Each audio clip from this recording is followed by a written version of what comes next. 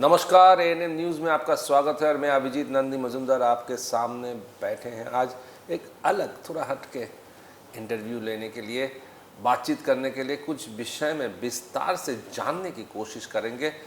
हमारे साथ बैठे हुए हैं Shri A.K. Sharma, regional director employees state insurance.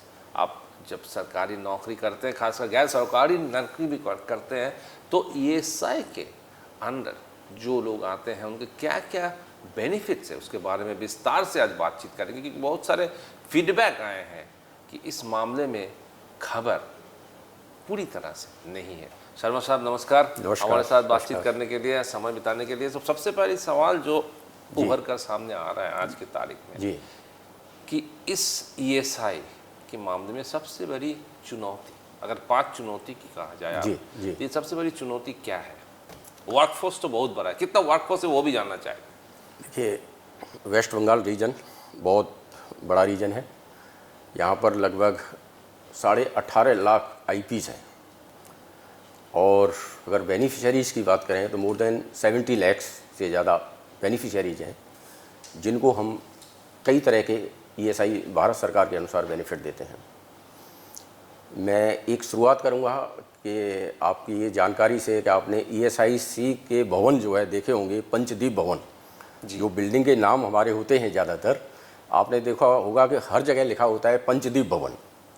तो ये पंचदीप भवन और 5 ये दीपों का भी रहता है। तो पंचदीप भवन का है कि हम पहले शुरू में 5 प्रकार के बेनिफिट देते थे, ठीक है।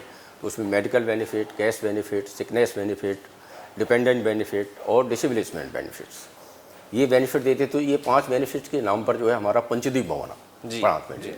लेकिन अभी हम लोग जो है 5 बेनिफिट नहीं देखे, अभी भारत सरकार ने बहुत बेनिफिट दिए हैं, ठीक है। तो और भी कई तरह के बेनिफिट होते हैं।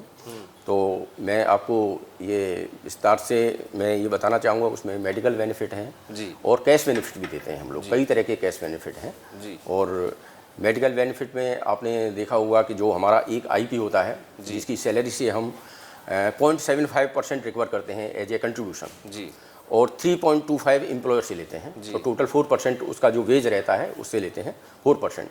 लेकिन उसके लिए IP को हम कवर करते हैं, तो IP का पूरा फैमिली को कवर करते हैं। IP की फैमिली हमारा IP का है, स्पाउस है, उसके बच्चे हैं, उसके पेरेंट्स हैं, उसके अप टू 25 ईयर तक उसके भाई बहन भी हैं। तो जो फैमिली की हमारी डेफिनेशन है वही आप देखते हैं कि कितना वास्ट डेफिनेशन है। आपका 18 लाख IP मतलब आपका काफ़ी सारे बेनिफिशियरीज हैं। तो उसी लिए बता रहे मोर देन 70 हम मतलब एक एवरेज 3.8 70 लाख एक IP के पीछे 3.8 हम 3.8 से मल्टीप्लाई करते हैं। ये हमारा एक जनरल फार्मूला है।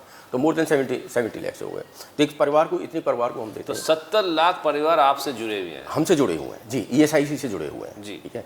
तो उनको अगर कोई IP है हमारा, अगर उसको कोई चोट लग गई, वो छुट्टी पे गया, तो वो छुट्टी का पैसा हम देते हैं, एम्प्लॉयर को नहीं देना पड़ता है। अगर किसी को कुछ, भगवान नहीं करे, किसी को कुछ हो गया जो है, अगर कुछ उसका डेथ हो जाता है ड्यूरिंग एम्प्लॉयमेंट इंजरी, तो उसको पूरा हम डिपेंडेंट बेनिफिट देते हैं। तो सवाल यहाँ पे एक सवाल करना चाहिए, किसको किसको ESI बेनिफिट मिल सकता है? बेनिफिट ESIC बेनिफिट जो है, जो IP लेस देन 21,000 जिनकी सैलरी है, मंथली सैलरी है, वो ESIC में कवर है। वो सब जो है ऐसे जो वर्कर्स हैं हमारे एस्टेब्लिशमेंट के हैं, उनको जो लेस देन 21,000 सैलरी वाला है, मंथली सैलरी 21 अप टू 21,000 जी, वो कवर रहते हैं। अच्छा जी। और इसके बाद इसके साथ साथ कितने लोग, एक कंपनी में कितने लोग मिनिमम होनी चाहिए ESI बेनिफिट? मिनिमम जो है 10, मिनिमम 10 होने चाहिए किसी भी फैक्ट्री एस्टेब्लिशमेंट तो में। आप बता रहे थे कि 70 लाख जो जुड़े हुए हैं जी, तो इसके साथ चुनौती क्या क्या है? देखिए, अभी भारत सरकार का जो हमारे माननीय लेबर मिनिस्टर हैं श्री भूपेंद्र यादव जी, और हमारे ESI हेडक्वार्टर्स में हमारे डायरेक्टर जनरल हैं डॉक्टर राजेंद्र प्रसाद जी। तो अभी हम लोगों को जो यहाँ पे जो टारगेट दिया हुआ है, एक नया जो हम लोग चल रहे हैं, जो मेन जो है, उसमें हमको सभी IPs और उनके परिवार के लोग, वो सबको आधार से कनेक्ट करना है। हमें उनके IP नंबर्स हैं, उनको आधार से कनेक्ट करना है, जिससे उनके बारे में हमें सही सूचनाएं मिल जाएं, उनके एड्रेस हमारे पास हों, और उनको बेनिफिट देने के लिए, मेडिकल बेनिफिट, कैश बेनिफिट के लिए एक तुरंत जो है सेवा हो, उनके फ़ायदे के लिए। तो ये अभी हमारा भारत सरकार का जो है, जो हमको एक चैलेंज दिया हुआ है, तो ये एक बड़ा चैलेंज है हमारा। उसके बाद जो है हमारे जो भारत सरकार के जो हमारे सेक्रेटरी लेवल के डायरेक्टर जनरल हैं श्री डॉक्टर राजेंद्र प्रसाद जी, उनके द्वारा अभी एक हमारे यहाँ अभियान चलाया गया है कि ई ऑफिस, हमारे यहाँ ई ऑफिस है। आपने देखा होगा कि मेरी टेबल पे कोई कागज़ नहीं है, कोई ऑफिस नहीं है, पेपरलेस वर्क, यानी ई ऑफिस। मतलब हम लोग जो भी काम करेंगे ई ऑफिस से करेंगे, मतलब ऑनलाइन सारा ऑफिस है। तो वो पूरा 100% डिजिटाइजेशन का हमको जो है अभी ई ऑफिस हमारा 100% चल रहा है। लेकिन ये जो आधार लिंक आप कह रहे थे जी, तो इसमें 18 लाख या 70 लाख बेनिफिशियरी में से कितने लोगों को आप तक अब कर पाए हैं? देखिए अभी इसमें अभी हम लोगों के सामने बहुत चुनौतियाँ आ रही हैं इसमें। तो अभी अगर मैं यहाँ की बात करूँ तो अभी हम लगभग 2 लाख जो है आईपी और उनकी फैमिलीज़ को हम जोड़ चुके हैं, जो कि काफ़ी नहीं है, लेकिन उसके लिए हमारे प्रयास किए जा रहे हैं। हमारे हेडक्वार्टर्स लेवल पे सॉफ्टवेयर को अपडेट किया जा रहा है, बायोमेट्रिक मशीन से हम लोग कर रहे हैं। तो वो हमारा लक्ष्य है, हम अगले कुछ महीनों में जो है वो कर देंगे, उसको पूरा तो कर देंगे। इसमें जो लोग बेनिफिशियरीज हैं जिसको आधार लिंक करने की बात हो रही है जी, उनके लिए आपका क्या संदेश है? मेरा उनके जिसका लिए, हुआ नहीं है, जिनका हुआ नहीं है, मेरा ये संदेश है कि वो लोग अपने आप को आगे आके, हमारे सभी ब्रांच ऑफिस हैं, DCBO हैं, हॉस्पिटल्स हैं, उनमें सब में हमने कैंप्स लगा रखे हैं। हमारी डिस्पेंसरीज़ हैं, वहाँ सभी में हमारे IT के लोग हैं, हमारे कैंप्स लगे हुए हैं, आधार सीडिंग के लिए लोग बैठे हुए हैं। वो आगे आएँ और अपने आप से आधार सीडिंग कराएं, ये उन्हीं के लिए फ़ायदा है। उनको, हमारे पास उनका रिकॉर्ड रहेगा, आधार से हम एक टिक उनको बेनिफिट हम बहुत आसानी से दे पाएंगे। और तो मेरा ये संदेश है कि वो आए आगे से और अपने आप को आधार से लिंक करें। ये क्या ऑनलाइन कर सकते हैं? ऑनलाइन ही है, ऑनलाइन है। हमारे लोग हैं, वो कंप्यूटर से वेबसाइट है हमारी ESIC, वहाँ जाके करते हैं। तो ये कैंप्स चले लगे हुए हैं? जी, हमारे कैंप्स लगे हुए हैं। और दूसरा चुनौती को जो बात कर रहे थे आप, हमारा ई ऑफिस है डिजिटली, वो चुनौती नहीं है, वो तो बड़ी तुरंत हो भी गया है। उसके बाद अभी एक नया टारगेट हमको दिया है, फरवरी तक जो है 100% डिजिटलाइजेशन का किया है हमारे DG साहब ने। तो हमको लग रहा है वो लक्ष्य हम बड़े आसानी से पूरा कर लेंगे। और अभी आप देख रहे हैं कि अभी हम जो भी कोई भी फाइल आती है ई ऑफिस से आती है। मैं दिन में घर पे हूँ, कभी भी हूँ, अपना लैपटॉप साथ रखता हूँ, मैं एयरपोर्ट पे बैठा हूँ, रेलवे पे बैठा हुआ हूँ, कोई एक फ़ाइल नहीं रुकती है। कभी भी मैं अपना ओपन खोल के, तो मेरे पास एक फ़ाइल आई है, मैं इमीडिएटली उसको डिस्पोज कर देता हूँ। तो ये एक बहुत बड़ा हमारा एक फ़ायदा है कि 100% ई ऑफिस हमारा हो गया है। और इससे अभी कोई भी फाइल आपको नहीं, पूरा ट्रांसपेरेंसी रहती है, पूरा आप ई ऑफिस में पूरा जो है सारा रहता है। जो है कोई उसमें ई ऑफिस में कब मैंने फ़ाइल को डिस्पोज किया, उसमें डेट आती है, उसमें इवन टाइम भी आता है, कितने बजे मैंने फ़ाइल को डिस्पोज किया, और हम कभी भी कहीं भी इसको डिस्पोज कर सकते हैं। तो 100% डिजिटाइजेशन है, फरवरी तक का हमको टाइम दिया है हमारे डायरेक्टर जनरल श्री राजेंद्र प्रसाद जी ने। तो उसको भी हम पूरा कर लेंगे, कंप्लीट कर लेंगे उसको भी। तो एक वर्कर अगर ESI बेनिफिट लेना चाहे तो सरल आकार पर उनको क्या क्या स्टेप करना चाहिए? आप क्या कहना चाहेंगे वर्कर को कि आप किस तरह से आगे बढ़ें? कहीं ना कहीं बात उठती है कि दलालों की चक्कर में पड़ जाते हैं, तो इस मामले में आपका सलाह क्या है?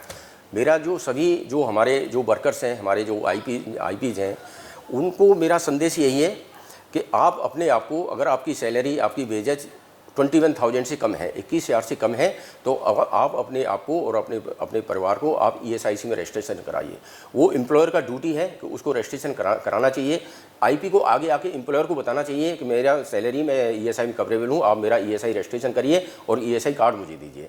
उसके बाद हमारे किसी भी ब्रांच ऑफिस में जा सकते हैं, हमारे 66 ब्रांच ऑफिस हैं और हमारी किसी भी डिस्पेंसरी में जा सकते हैं, हमारे किसी भी हॉस्पिटल जा सकते हैं, हमारे RO ऑफिस में आ सकते हैं, SRO में आ सकते हैं, वो किसी की मदद ले सकते हैं। मेरा यह है कि आप अपने आप को ESIC में इनरोल कराइए, ESI में रजिस्ट्रेशन कराइए। इसके बहुत बेनिफिट हैं, इसके कैश बेनिफिट हैं, मेडिकल बेनिफिट हैं, और पूरा परिवार सुरक्षित रहता है ESIC का। ऐसी स्कीम जो है ऑल ओवर वर्ल्ड में कहीं नहीं है। तो ये स्कीम का लाभ उठाने के लिए मान लीजिए उनको चाहिए, तो वो कैसे करेंगे? ऑनलाइन पूरा सुविधा क्या ऑनलाइन मिलती है? जी, एक बार ESIC में रजिस्टर हो जाता है, उसका ESI नंबर आ जाता है। अगर वो बीमार है तो हमारा डिस्पेंसरी हॉस्पिटल जाता है, वो ESI नंबर दिखा देता है, वो नंबर से हम लॉक कर देते हैं। सारा ऑनलाइन प्रोसेस है हमारा, ऑनलाइन सारा डिटेल उसका आ जाता है। एक बार रजिस्ट्रेशन करते समय वो पूरा फैमिली का डिटेल देता है, अपना डिटेल देता है। उसके बाद वो फीड हो जाता है, डाटा हमारे यहाँ सेव हो जाता है। उसके बाद उसको ESI नंबर केवल जहाँ भी हॉस्पिटल है या हमारे ब्रांच ऑफिस कैश बेनिफिट है, उसको ESI नंबर बताना रहता है। ESI नंबर हमारा जो ब्रांच ऑफिस में है या हमारा ESI डिस्पेंस डॉक्टर्स हैं वो डालेंगे, उसका पूरा डाटा निकल के आता है। जो भी उसको बेनिफिट मिला है वो मिलेगा बेनिफिट। तो इसमें पूरा चीज़ ही फेसलेस जो आपने अभी तक बताया जी, है, रजिस्ट्रेशन करने से पूरा ये तक फेसलेस चेहरा है। आप ऑनलाइन सब कुछ हो सकता है, सब ऑनलाइन है हमारे यहाँ, फेसलेस, टोटल ऑनलाइन फेसलेस है। इसमें पूरा सुविधा वर्कर की या आईपी की तरफ जाता है। जी जी, अगर ये ज़रूरी नहीं है कि आईपी हमारे ब्रांच ऑफिस में आए, वो अपनी फैक्ट्री में है, जो वहाँ के ह्यूमन रिसोर्स एचआर के लोग होते हैं उनको अपना कागज़ देगा, वो ऑनलाइन हमको भेज देंगे, हमारे ब्रांच ऑफिस में आ जाएगा, डिस्पेंसरी में आ जाएगा, अगर कैश पेमेंट ऑनलाइन उसको सब मिल जाएगा। तो आप आए एक दूसरे हट के थोड़ा सा आते हैं अस्पताल की तरफ। जी। तो अस्पताल की आज की तारीख में ईएसआई की आपकी बुनियादी अस्पताल, ईएसआई की बुनियादी अस्पताल कितने सारे हैं और आपके साथ कितने सारे अस्पताल? एक बातचीत चल रहे थे जब हम श्रम मंत्रालय से बातचीत कर रहे थे, माननीय मंत्री जी से बातचीत कर रहे थे, मंत्री जी ने बताया था कि गैर सरकारी अस्पतालों के साथ भी स्टैंडगार्ड करने की एक बातचीत चल रही है, कोलैबोरेशन करने की बातचीत चल रही है। तो ये कितना हद तक हुआ है? आज अस्पताल की स्थिति क्या है? जी देखिए, अभी हमारा जो ईएसआईसी कॉर्पोरेशन रन कर रहा है, वो जोका में 470 हॉस्पिटल है, 470 बेड का हॉस्पिटल है और उस काफ़ी अच्छी सुविधाएं उनको मिल रही हैं। इसके अलावा 13 हमारे स्टेट हॉस्पिटल है, मतलब स्टेट रन हॉस्पिटल है, स्टेट गवर्नमेंट हमारा चला रहा है। उसके बाद हमारी 66 डिस्पेंसरीज हैं, वो स्टेट गवर्नमेंट चला रही है। उसके बाद 6 हमारे डीसीबीओ हैं, ब्रांच ऑफिस कम डिस्पेंसरीज, वो हम चला रहे हैं। उसके तो बेनिफिशियरीज को पूरा ले। उसके अलावा भी हम लोगों ने ऑल ओवर वेस्ट बंगाल हम लोगों ने प्राइवेट हॉस्पिटल से टाई अप किया हुआ है। अच्छे जो प्राइवेट हॉस्पिटल हैं, CGHS रेट से हम लोग टाई अप किए हुए हैं। तो जो सुविधाएं हमारे हॉस्पिटल्स में नहीं है या कोई इमरजेंसी है उसके नज़दीक है, तो वहाँ लेके कैशलेस जो है ट्रीटमेंट लेते हैं हमारे डॉक्टर। आप यहाँ पे आमरी है, बड़े बड़े हॉस्पिटल्स हैं, वो सब हमारे टाई अप में हैं। और आईपी जो है सीधा वहाँ जा सकता है इमरजेंसी में, वो ट्रीटमेंट कराएगा, हमको बताएगा, हमारा डॉक्टर वेरीफाई करेगा और कैशलेस ट्रीटमेंट उसको मिलता है। वो आईपी या उसका फैमिली मेम्बर कोई भी जो डिपेंडेंट है उसके ऊपर। इस मामले में आगे जाकर आपका कोई प्लान है, कुछ करने का इरादा है? कुछ हम लोग आप विस्तार कर रहे हैं अस्पताल? जी, अभी माननीय भारत सरकार ने, अभी माननीय हमारे जो मंत्री साहब हैं, कैबिनेट मंत्री साहब हैं श्री भूपेंद्र यादव जी, अभी उन्होंने एक मार्च 24 तक 3 नए हॉस्पिटल्स लॉन्च करने का टारगेट यहाँ पे दिया है, जो कि 100 बेड का एक सिलीगुड़ी में है, 100 बेड से एक हल्दिया में है और एक 50 बेड आसनसोल में है। ये माननीय मंत्री साहब ने, भूपेंद्र यादव साहब ने मार्च 24 तक टारगेट इनको लॉन्च करने का लिया है। तो ये 3 हॉस्पिटल और मार्च तक लॉन्च हो जाएंगे, उम्मीद। इतना हद तक या काम आगे बढ़ चुका है, हो जाए इनका? हाँ, इनके काम मोर देन 95% वर्क कंप्लीट हो गए, 95% भी कंप्लीट हुए कुछ ऑप्शन, और ये टाइम से पूरे हो जाएंगे। तो ये कोविड की ट्रीटमेंट और बाकी सब सारे ट्रीटमेंट इस अस्पताल में मिल सकता है? जी, सभी। हाँ, सो ट्रीटमेंट का कोई इसमें नहीं है? नहीं, ट्रीटमेंट का कुछ नहीं है। हमारे कोविड है, जो भी बीमारी है, जो हमारे डॉक्टर्स हैं, स्पेशलिस्ट रहते हैं, वो ट्रीटमेंट करते हैं। जी। अस्पताल से हट के आते हैं थोड़ा सा बेनिफिट की तरफ। जी, तो परमानेंट डिसेबिलिटी बेनिफिट के तहत इस तरह की कितने सारे बेनिफिट्स ईएसआई दे रहे हैं, इस बारे में थोड़ा सा अगर विस्तार से बताएं। देखिए, जो आपने डिसेबलिसमेंट के बारे में, जो एक परमानेंट होता है डिसेबलिसमेंट, हाँ, एक टेम्परेरी डिसेबलेंट होता है, एक डिपेंडेंट होता है। मैं इसी पे आता हूँ पहले। हाँ, जी। तो परमानेंट डिसेबलेंट बेनिफिट एक ये होता है कि किसी वर्कर की ड्यूरिंग एम्प्लॉयमेंट, यानी जब कोई काम कर रहा है, ऑफिस आ रहे हो, उसका एक हाथ कट गया, पैर कट गया, उंगली कट गई, तो उसको जो है वो परमानेंट डिसेबलेंट, यानी उसको परमानेंट चोट लग गया, परमानेंट उसका हो गया, नुकसान हो गया। तो हमारा एक मेडिकल बोर्ड होता है, तो मेडिकल बोर्ड में वो जाता है, मेडिकल बोर्ड उसको डिसाइड करता है, असेस करता है कि अर्निंग कैपेसिटी कितना लॉस हुआ है इसका, यानी कितना इसका कैपेसिटी, अर्निंग कैपेसिटी करेगा। तो उसी रेशो में हम लोग जो है उसका all over life, whole life जो है उसका हम लोग पेंशन बना देते हैं। तो उसको ये परमानेंट रहता है। एक टेम्परेरी होता है। टेम्परेरी में क्या है, कुछ दिन के बाद सही हो जाता है, टेम्परेरी 6 महीने के लिए है, तो उसको 6 महीने तक हमारा मेडिकल बोर्ड होता है, वो उसका बताता है, तो उसको हम 6 महीने तक वो एम्प्लॉयमेंट उसका पूरा सैलरी का 90% तक देते हैं उसको। एक होता है डिपेंडेंट बेनिफिट। डिपेंडेंट बेनिफिट में क्या होता है कि जैसे during the course, during employment course जो है, अगर कोई एक्सीडेंट हो गया, उसको सीरियस एक्सीडेंट हो गया, आईपी खत्म हो जाता है, या कम्यूटिंग पीरियड होता है, जो घर से ऑफिस फैक्ट्री आता है या फैक्ट्री से ऑफिस जाता है, उसको भी हम रोजगार पीरियड के रूप में मानते हैं। उस समय अगर उसकी मृत्यु हो जाती है तो उसको होल लाइफ, जो भी उसके डिपेंडेंट है, जो उसका सैलरी मिल रहा है, वेजेस, डेली वेजेस मिल रहा है, तो 90% तक जो भी उसके डिपेंडेंट हैं, उस रेशो में हम उनको होल लाइफ पेंशन उसकी बना देते हैं, तो पेंशन मिलता है उसको। ये है। इसके अलावा और क्या क्या बेनिफिट्स है? उसके बाद सिकनेस बेनिफिट होता है। अगर वो बीमार पड़ गया, 10-15 दिन बीमार गया, हमारा मेडिकल सर्टिफिकेट इशू करते हैं, ठीक है, तो उसमें उनको ट्रीटमेंट हमारा फुल रहता है, मेडिसिन फ्री मिलती हैं। उसके बाद जो सैलरी उस पीरियड की होती है, वो सैलरी हमारा हम लोग देते हैं, ESIC देता है। उसके बाद मैं बेनिफिट में ही आता हूँ, तो मैटरनिटी बेनिफिट है। जैसे हमारा जो लीडिंग जो वुमेन IPs हैं, उनको हम 6 महीने तक मैटरनिटी बेनिफिट देते हैं। है ना। तो उनके भी और मिस करेज पे भी उनको 2-2 हफ्ते का बेनिफिट देते हैं, तो उनको भी फुल सैलरी देते हैं। ये बेनिफिट है हमारे कई। जी अभी मैं और बेनिफिट के बारे में ही और बताना चाहूँगा। अभी कोरोना पीरियड में जो हमारे आईपी जो मृत्यु हो गई उनकी, उनको भी हमने पूरा फुल जो है पेंशन भारत सरकार ने दिया, जो है पूरा उनको पेंशन मिला है कोरोना पीरियड में।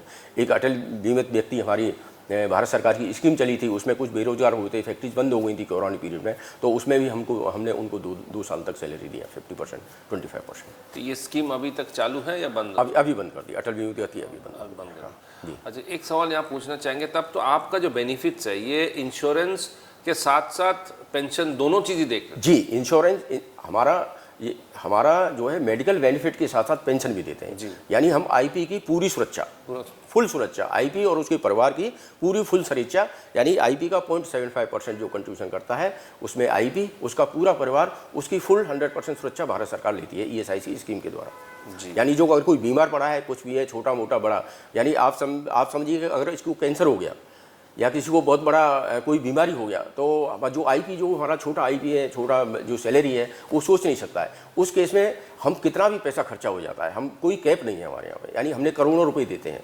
और जो हमारे इवन जो हॉस्पिटल हैं, जो कैंसर के हॉस्पिटल है, हमारी कोई सीमा नहीं है, कितना भी बेनिफिट है हम उनको देते हैं। जो है कोई भी बीमारी है, अगर एक बार एडमिट हो गया, फुल खर्चा जब तक ठीक नहीं होता है उसको करते हैं। किडनी ट्रांसप्लांट तक भी जो है आईपीज़ का हम लोग करते हैं। माने आप ये बहुत बड़ी बात कही कि कैंसर और किडनी ट्रांसप्लांट का कोई कैप नहीं है, जितना सीमा नहीं है, जितना खर्चा होता है उतना ही सरकार देती है। सरकार उतना देती है, कोई किसी का कोई कैप नहीं है किसी भी बीमारी के लिए। एक बार हमारा आईपी है वो, तो उसका पूरी जिम्मेदारी भारत सरकार ईएसआईसी स्कीम के द्वारा लेती है। अंत में ये पूछना चाहेंगे कि इसके लिए जो वर्कर हैं वो उनका कंट्रीब्यूशन कितना है, एम्प्लॉय कंट्रीब्यूशन? जी, वर्कर का हमारा टोटल कंट्रीब्यूशन 4% है, 4% है, जिसमें वर्कर का 0.75% रहता है और एम्प्लॉयर 3.25 देता है। टोटल मिला के 4% कंट्रीब्यूशन हमारे यहाँ आता है, उसी पर हमारा स्कीम चलता है। उसी में आता है। जी। धन्यवाद शर्मा साहब, आपने बहुत बड़ी बात, 2 चीज़ें कही हैं कि एक वर्कर की पूरा जिम्मेदारी भारत सरकार की है, चाहे किडनी ट्रांसप्लांट हो, चाहे कैंसर हो, चाहे कोई भी बीमारी हो, इसका जिम्मेदारी भारत सरकार की है। कोई सीमा नहीं है, जितना खर्चा है उतना ही सरकार देगी। धन्यवाद शर्मा साहब, हमारे साथ बातचीत करने के लिए और इतने सारे चीज़ बताने के लिए, विस्तार से बताने के लिए। आप देखते रहिए एएनएम न्यूज़, और आगे जाकर हम लोग फिर ऐसे धुआंधार इंटरव्यू आपके सामने ले आएंगे। नमस्कार।